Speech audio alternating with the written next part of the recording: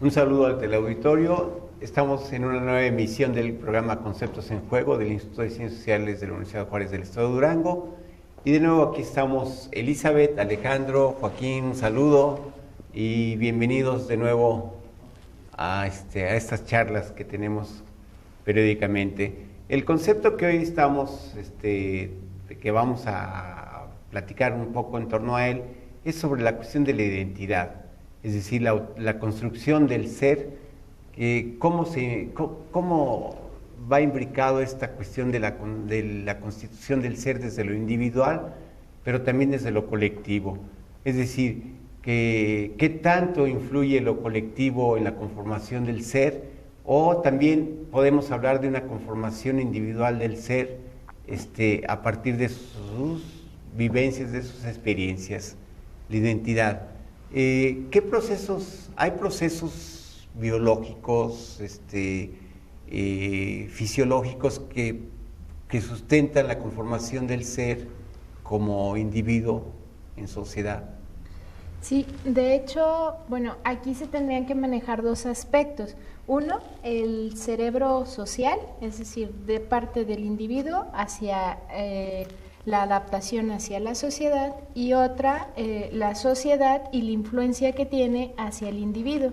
Entonces, si empezamos a ver esto del cerebro social, vemos que somos seres sociales que necesitamos aprender y crecer a partir de las otras personas y del entorno. Que tenemos periodos críticos importantes. Uno de estos es la adolescencia. Durante la adolescencia hay un incremento en cuanto a las áreas de la corteza frontal, de la corteza prefrontal y de los lóbulos temporales. Estas son áreas muy importantes para manejar los aspectos sociales. O sea, si vemos que a veces hay personas que dicen, está desfrontalizado, es decir, que no inhibe sus impulsos, no los sabe controlar, e igual te dice las cosas como las está pensando y actúa de cierta manera. Bueno, ahí estamos viendo cómo es importante esa área. También nuestro cerebro, si lo comparamos con el de otras especies, vemos cómo su mayor tamaño está a nivel del telencéfalo, que vienen siendo los hemisferios cerebrales. Y tenemos, sin embargo, otras áreas como sería la amígdala, que forma parte del sistema límbico, del sistema de las emociones, y esta área conecta directamente a una área que es la corteza prefrontal. Esto es importante porque en esta área es un área de trabajo, de memoria de trabajo. Cuando uno tiene problemas emocionales, es muy difícil manejar datos de la memoria de trabajo de la manera más eficiente, porque se satura de la información emocional esta zona y no nos permite concentrarnos en el trabajo, y esto es muy obvio. O sea, todos conocemos o nos ha tocado en momentos de estrés por situaciones familiares, personal, o sea, otro tipo de situaciones personales en donde tu desempeño laboral no es igual, y esto sería como una de las explicaciones. Sin embargo, también hay que ver que la sociedad va a tener influencia en tu percepción y también en la parte cognitiva. Y aquí empezaríamos a hablar de la inteligencia emocional. Si quieren, compartimos más sobre inteligencia emocional y luego hablamos sobre los procesos cognitivos que tiene esta y qué influencia tiene en nuestro desarrollo. Bueno, yo creo que habría que plantear filosóficamente no sé qué base, no me queda claro perfectamente cómo esto conforma identidad, ¿no? Algo que veo de influencia en lo que dices, que no sé, Eli, si sea justamente eso, es cómo yo puedo a través de los otros irme formando una idea de quién soy.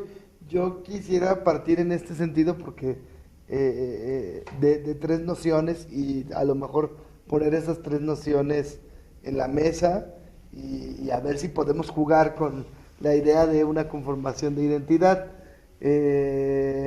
Una podría ser, y esa nos va a quedar más lejos de la idea que propuso Héctor de la conformación social, pero podría ser la identidad lógica, que ya dijimos cómo es, ¿no?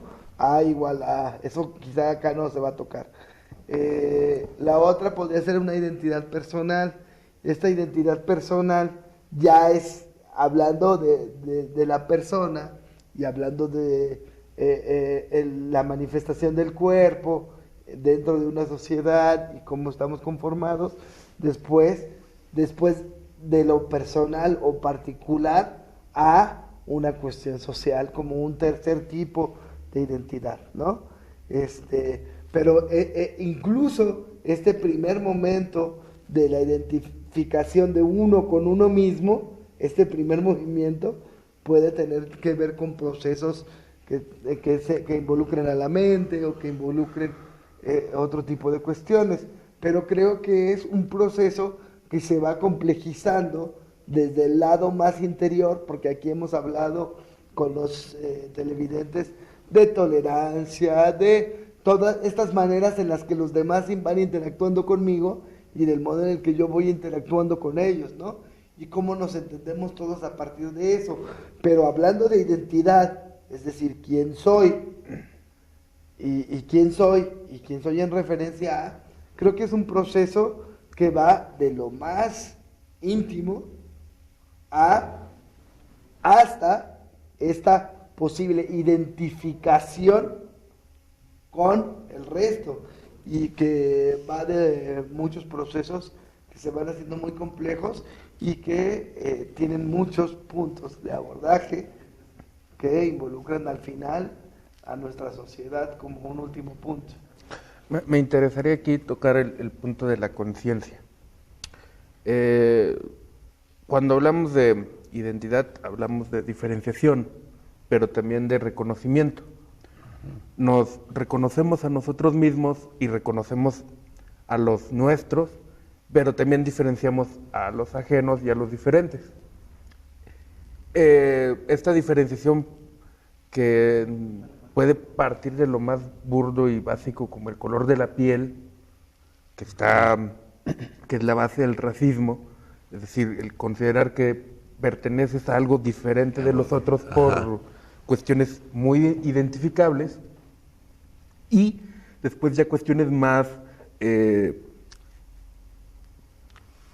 íntimas, cuestiones como tus intereses políticos también tienen que ver con esta identificación y esta diferenciación. Pero no hay individuo en la naturaleza solitario, es decir, un individuo no lo hay. Y más aún, si lo hubiera desde su nacimiento, este individuo moriría, o peor aún, no podría desarrollar una conciencia. La conciencia es un constructo colectivo y por tanto las personalidades y las identidades son un producto de creación colectiva. Ajá. Creo que habría que tratar de unir a algunos elementos, ¿no? Lo que planteaba. Los puntos, porque creo que son muy diversos. Lo que marcaba Elizabeth precisamente son los procesos fisiológicos, psicológicos, individuales, mediante los cuales nosotros vamos adquiriendo del exterior, ¿sí? Y moldeando, incorporándonos y conformando esa personalidad que desde la psicología positivista, bueno, se habla de personalidad. Y bueno, lo que hablaba Elisa de la inteligencia emocional, sí me gustaría ahondar un poco más sobre esto, ¿no? El tema de la vez pasada fue insight, entonces habíamos visto que era esa como valoración racionalizada de esa autopercepción. Entonces, como parte de este abordaje de la identidad tenemos los procesos de insight y tenemos los procesos en donde respondemos al entorno social. Y el entorno social nos modifica y nosotros lo modificamos. Y entonces aquí entra algo muy importante que sería la inteligencia emocional. La inteligencia emocional este término se empezó a manejar a partir de 1990 con John Mayer y otro de los investigadores. Ellos la definieron como la percepción del estado de ánimo, pero además que te permite regularlo y regular tus estados de ánimo y tus procesos cognitivos referente a los estados de ánimo y regular los estados de ánimo del otro. Esto es importante porque ahorita manejábamos como manipulación esto. Medio raro, No es manipulación, pero... Voy a regularte los estados de ánimo. Pero de alguna manera, por ejemplo, si tú llegas y alguien está de muy mal humor, tú tienes dos opciones. Una, potenciar ese mal humor de la persona o limitarlo. Entonces, si ya de por sí alguien está de mal humor y yo llego y lo agredo, o sea, de seguro se va a poner de peor humor. Entonces, esto del concepto suena bastante interesante porque conforme pasó el tiempo hay diversos estudios donde vieron que también habría que agregar la valoración de la percepción de estos estados de ánimo y además la potenciación para los procesos cognitivos. Y aquí entra una parte muy importante que si quieren comentamos. Sí, esto es importante, ¿no? Porque es como que nos podría llevar a la resolución, después otros asuntos, a la resolución de problemas. Pero bueno, continuamos y como dices, Alejandro, hay que puntualizar porque sí, me parece que son puntos diferentes de abordaje para la cuestión de la identidad social, de la identidad individual y de la identidad social, ¿no? Y bueno, reflexionemos un poco y después de una pausa vayamos trabajando estos asuntos, ¿no? Y regresamos en un momento.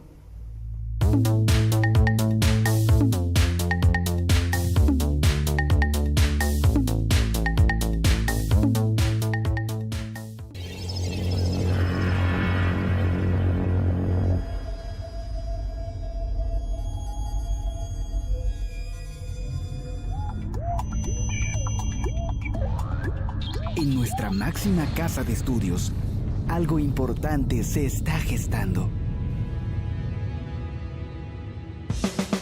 TVUGED evoluciona. Cambiamos para ofrecer más calidad y reforzar el contacto con nuestra gente.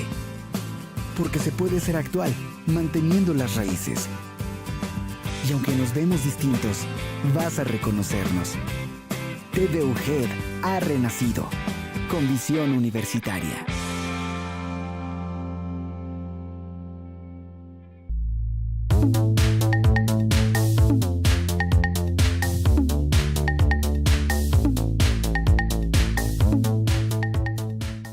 Bueno, estamos de regreso y sí, continuamos con un poco sobre la cuestión de la inteligencia emocional, pero también me vino a la cabeza algo, ¿no? Por ejemplo, en una situación de esquizofrenia, el individuo, lógicamente, tiene alterada su cuestión de identidad, ¿no? Sí. De insight. Insight. Que era lo que comentábamos la vez pasada. Antes yo quiero aquí meter mi cuchara porque Está yo bien. no entiendo muy bien varias cosas, ¿no? Entonces, bueno, primero, y a lo mejor discutir en otro momento con Eli o no, o con todos. A mí el término inteligencia emocional me parece también un poco contradictorio en sí mismo, no sé si filosóficamente desde el punto donde yo lo veo, nada más es una racionalización, como dices tú, una racionalización de los procesos, pero lo que me interesa como una racionalización de los procesos es para qué me va a servir para la identidad. Es decir, ahorita que decías que a mí me parecía curioso el término, que alguien está desfrontalizado, ¿no?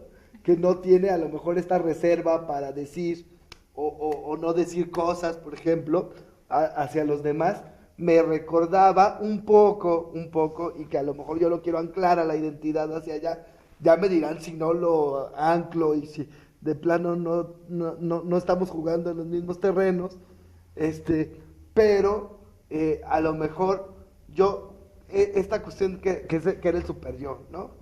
Yo me reservo, a lo mejor si estoy frontalizado, me reservo para seguir perteneciendo a este colectivo en donde yo encuentro quién soy, ¿sí? La pregunta fundamental, que se me hace que ahora no la hemos tocado en sí, es cómo conformar quién es esta persona de la que se está hablando y cómo se conforma, a lo mejor desde ese punto de vista biológico, a lo mejor desde ese punto de vista de raza, a lo mejor desde ese punto de vista de cultura diferente, y cómo estas condiciones que pueden ser determinantes, porque padre de lo que hemos platicado con él, y a lo mejor es que no todo en la biología o genética puede ser totalmente determinante, pero tampoco estas otras condiciones. Entonces, ¿qué es fijo y qué no es fijo para esta conformación?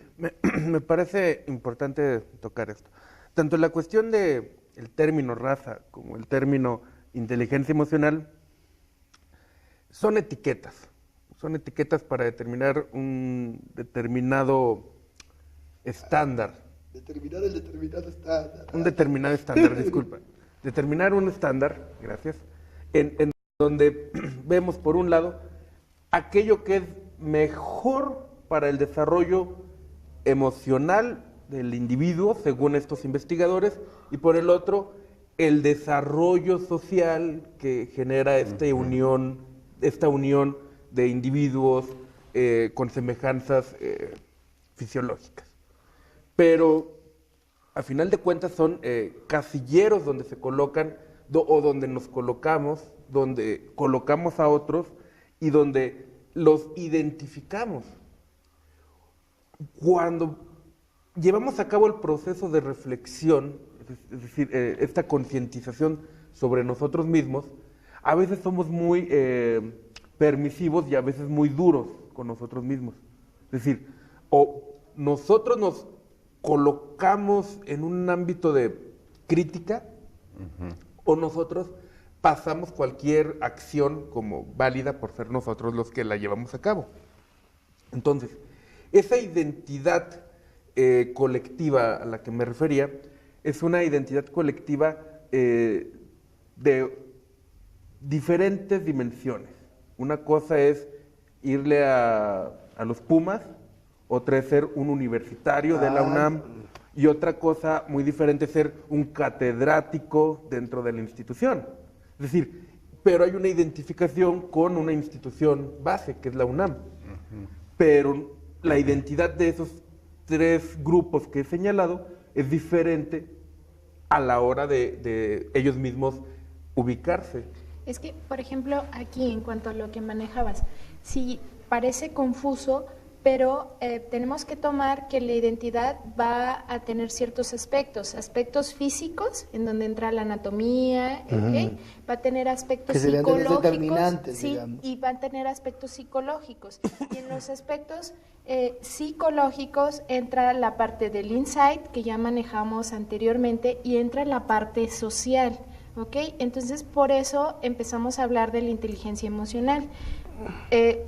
Esto retomando lo que habíamos dicho, pero es ahí donde está esa línea, o sea, como la vez pasada ya hablamos del insight, retomarlo sería como bastante complejo, pero retomando lo de el mecanismo psicológico que tú tienes para esta parte social, ya veíamos que hay procesos cognitivos muy específicos, pero no solo es cognitivo, o sea, si nosotros nos planteamos el ser humano es integral, o sea, si estamos viendo que la identidad se va a conformar por un aspecto físico y un aspecto psicológico, y que aparte en el aspecto psicológico entra esta parte social, si nosotros vamos hacia la integridad de la persona, no todo es proceso cognitivo, también lleva esta parte emocional, y esto es muy importante porque a veces tratamos de separar el pensamiento de las emociones, y no es así. O sea, un ordenador puede simular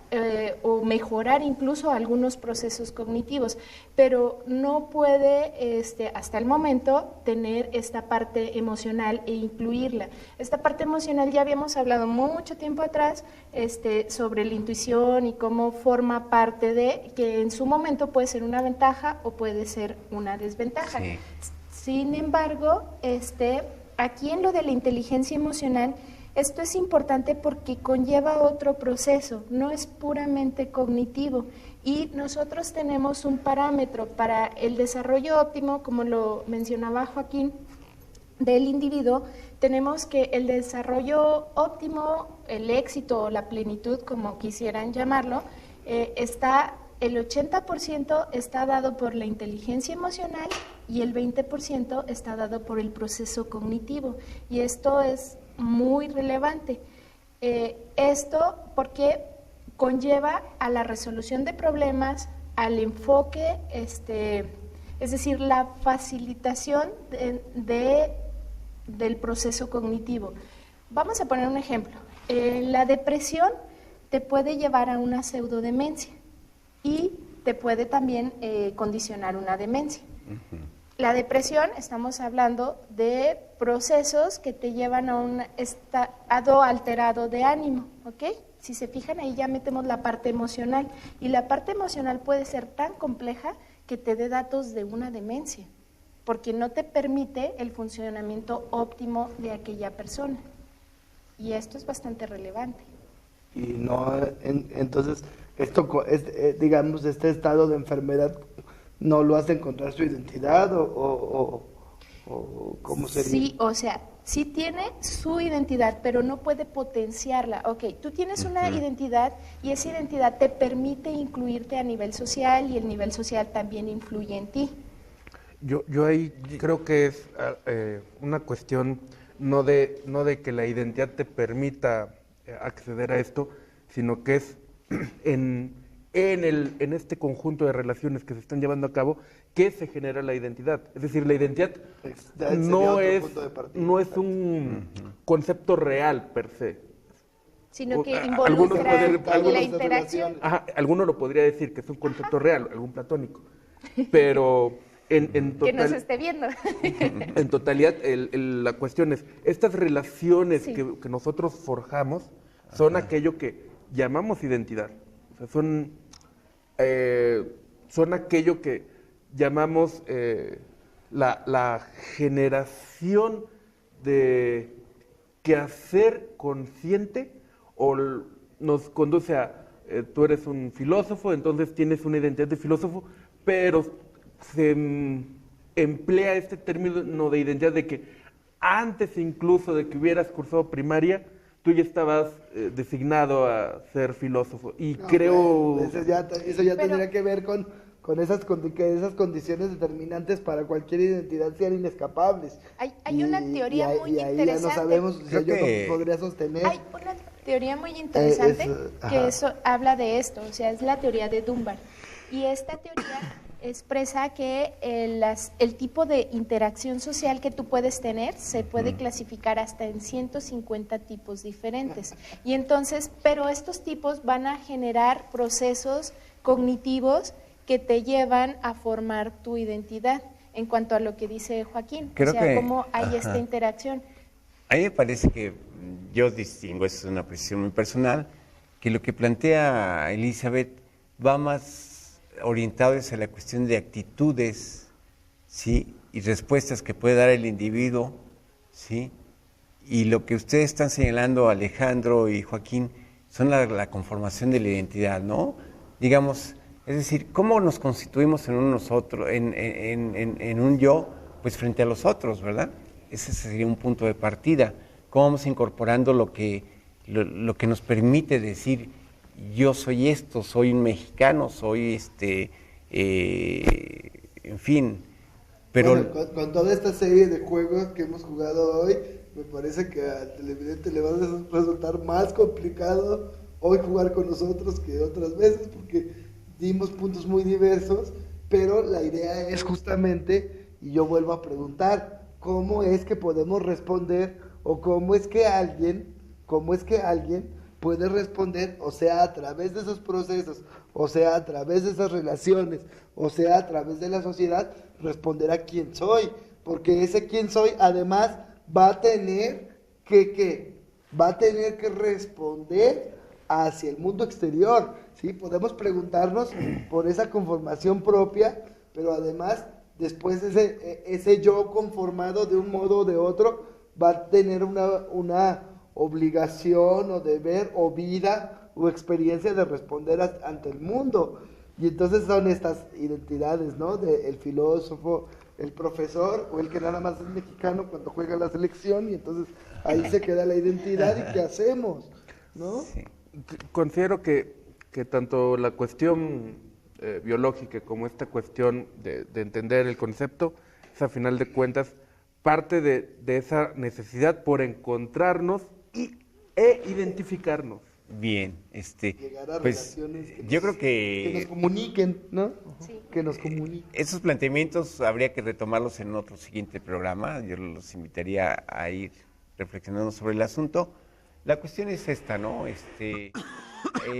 Podríamos hablar de identidades imaginarias que son asignadas, identidades que son asignadas por la sociedad, y la otra, lo que es la identidad asumida por el individuo después de haber recibido todos esos estímulos exteriores y esas adscripciones, ¿sí? Y otra, su condición determinada por el cuerpo, y entonces Ajá. ahí estamos.